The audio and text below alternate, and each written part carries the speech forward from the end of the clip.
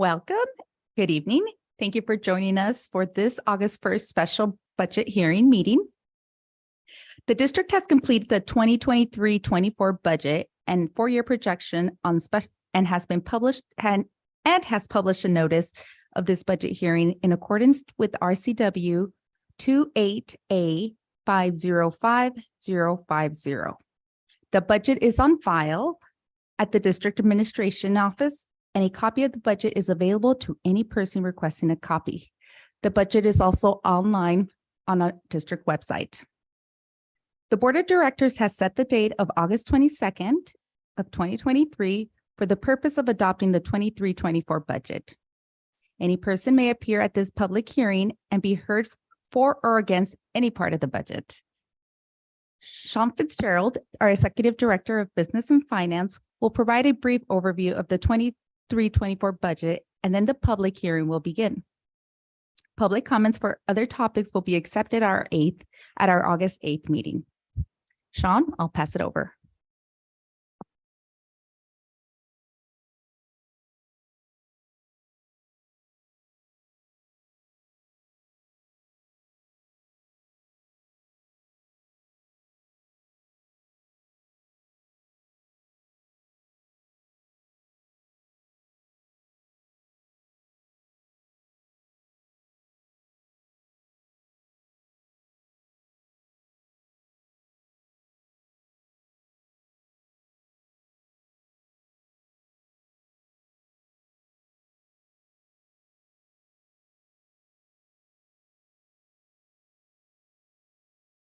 Perfect.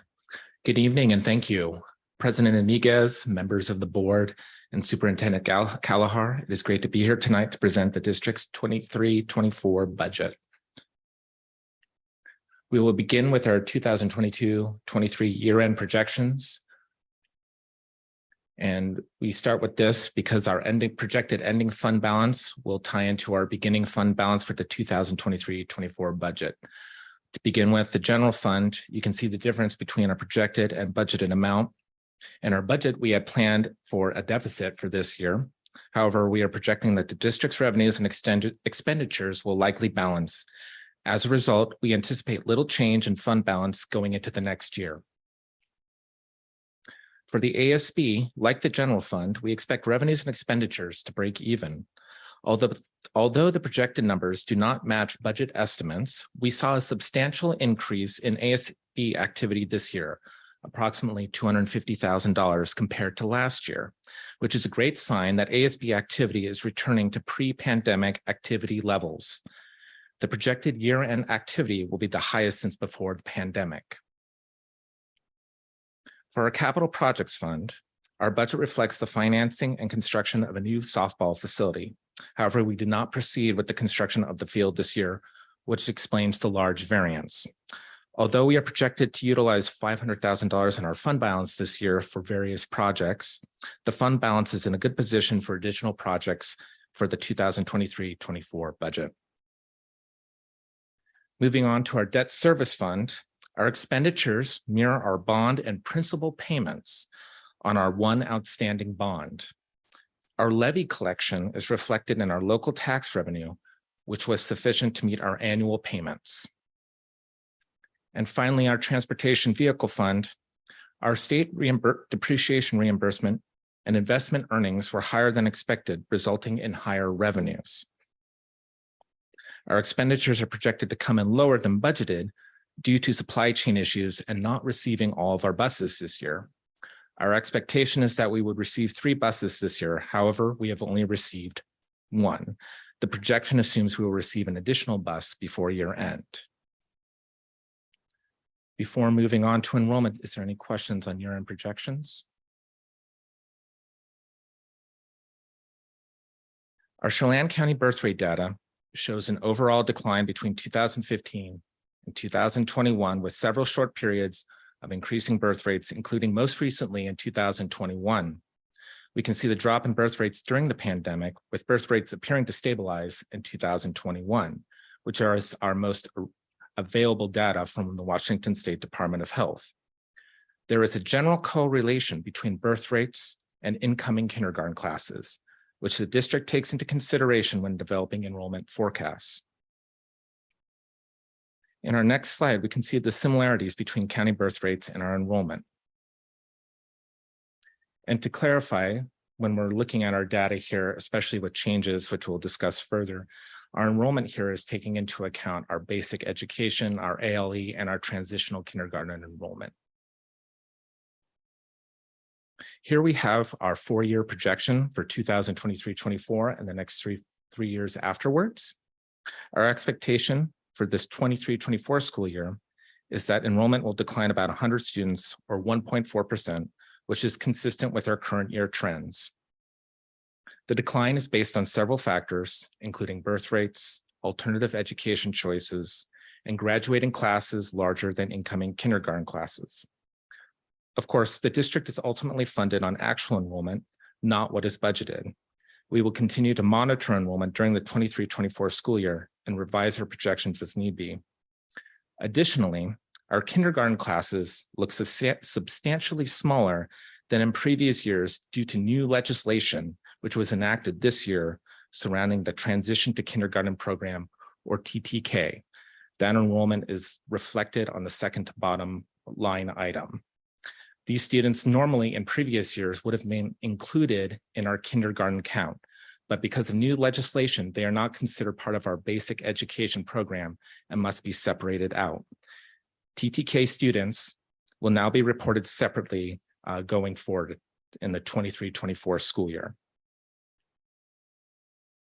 And again, our enrollment analysis with county birth rates have declined but leveling off. Again, focusing on graduating classes are larger than our incoming kindergarten classes. Focus on the transition to kindergarten being reported separately. And again, our focus is ultimately what is actual enrollment and not what is budgeted. Before moving on to staffing, any questions on enrollment? In regards to funding for the TTK students, is it the same funding that we receive for a kindergartner? Yes. Okay. It's just categorized differently. Correct. For staffing, this slide shows our staffing history from 2018-19 until our projected 23-24 budgeted amount. For comparative purposes, we started with the 18-19 school year because that is when the McCleary legislation changed the school district funding model. Staffing began to increase in 2021 and has continued to increase up until this year, in large part due to the pandemic and extra ESSER funds. Our 22-23 staffing budget was the largest in the last 5 years.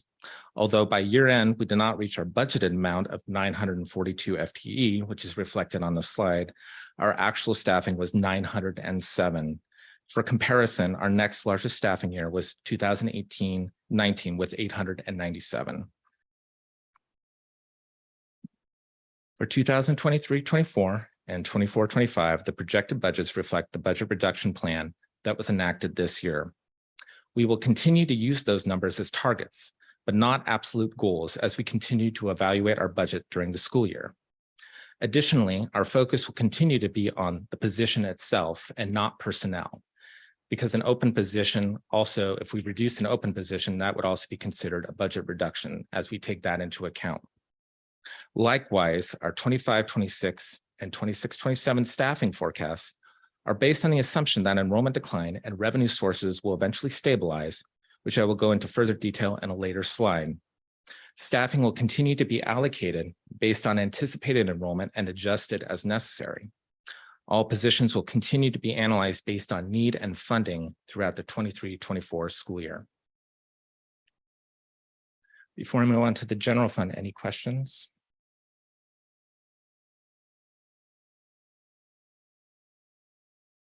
Beginning with our revenues, we are projected for 2023-24 for a budget of $130.9 million. As we can see with our breakdown, 55% of our budget is categorized as state general purpose. This is our apportionment revenue, which we receive from the state, which is primarily derived from enrollment. Another factor in our budget is local taxes, which makes up 10% of our budget. And that is based on our property taxes based on our EP&O levy, which expires on December 2025. On the other hand, we have our appropriations or expenditures for our budget. Regular instruction, which makes up 44% of the budget, is our basic education and makes up almost half of our budget. Federal stimulus, which primarily consists of ESSER pandemic related and other pandemic related funds, makes up 2% of our budget. These funds will be fully utilized by the end of this year, at which end they will either be spent or expired. And last but not least, we have other financing uses of $4 million. And this is a budgeted amount that was approved by the board for a new softball facility. Last but not least, we have our MSOC disclosure. MSOC stands for Materials, Supplies, and Operating Costs.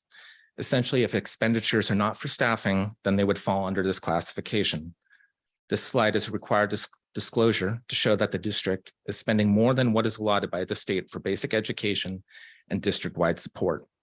The amount the district anticipates spending on MSOC exceeds the amount of anticipated state funding. As such, the district has allocated all MSOC monies provided by the state for its intended purpose. Moving on to fund balance projections. This is our beginning fund balance. And as we can see, it kind of ties to our year-end projections with the beginning fund balance matching the ending fund balance projection for 22-23. I would like to direct to the board to the attention to the committed to other purposes and assigned to capital projects. So committed to other purposes, this about $2.8 million was set aside by the board to offset budget reductions. And then the $4 million for the new softball facility. By year end, we anticipate to fully utilize those funds in addition to another $2 million in an unassigned fund balance, where we get an ending fund balance of about $10.8 million. Moving on to our 4-year projection. For 2023, the change in net assets balance is driven by 2 parts. And I direct the attention to the change in net assets of $8.4 million. This is due to 2 parts. 1, declining revenue sources driven by enrollment decline, state funding through local effort assistant and regionalization expiring, and the loss of federal ESSER dollars. And the second portion of that, again, is the district's commitment to the construction of a new softball facility. Starting in 2025, for 24-25, budget reductions are projected to continue if enrollment decline continues. Starting in 2025-26 and 2026-27, we begin to see a projected increase in revenues. Although revenues may not increase to this extent, our forecast assumes that the district will seek a higher local levy rate for its new EP&O levy to offset declining revenue. The new levy would begin on January 1st, 2026. The forecast also assumes that enrollment will slow and eventually stabilize, allowing staffing levels to stabilize as well. Any questions on the general fund budget? Moving on to ASB. Our ASB budget and 4-year forecast continues to project that ASB activity will continue to increase and return to pre-pandemic levels of activity with healthy and stable fund balances. For debt service, the district currently has 1 outstanding bond, which expires in December of 2033. The budget is based on principal and expenditure payments based on our debt schedule. These payments are paid by our local property tax levies. We work with our finance attorneys to ensure we levy an appropriate amount each year to ensure we collect enough to make our payments.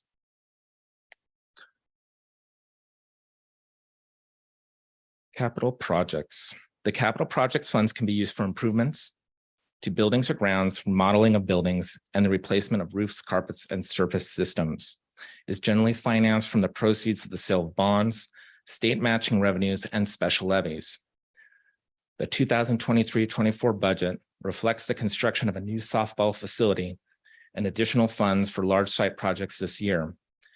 These projects will be funded through our fund balance. Based on the updated construction costs that were presented by former Superintendent Eagle in June, the district has budgeted $2 million in capacity to account for additional revenue sources that will be needed to cover costs of the new softball facility. Those revenue sources are unknown at this time and will need to be obtained. Nonetheless, they have been incorporated into the budget for planning purposes. Currently, the district does not have any revenue sources except for investment earnings and rental lease income, and that is reflected in our forecasted for the next 3 years. Our forecasts show no activity due to the lack of available revenue sources. The district will need to find an alternative source of funding, such as a capital projects levy or allocating funds from the general fund balance or another type of financing. And last, the Transportation Vehicle Fund, which is provided for the purchase and major repair of buses. The fund projects our bus purchases for the next 4 years. Due to supply chain issues, the bus purchases for 23-24 and 24-25 were approved by the board in June and are reflected in this 4-year plan. The budget reflects the district's goal to purchase 3 buses a year to maintain fleet capacity. Are there any questions on the other funds? Here's our budget timeline. The budget was submitted on July 10th to the ESD. And again, we were here on August 1st with our public hearing. So our next date is August 22nd with our budget adoption. And that concludes our budget presentation. Is there any further questions?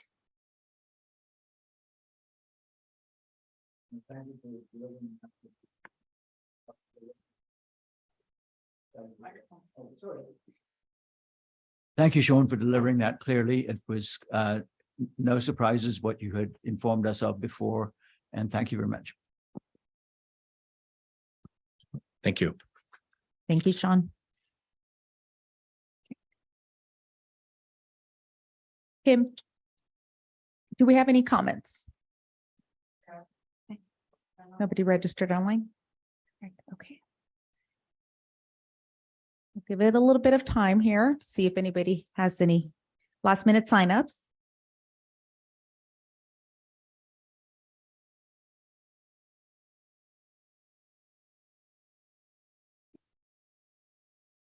Hearing no comments, the budget hearing is now closed. This meeting is now adjourned.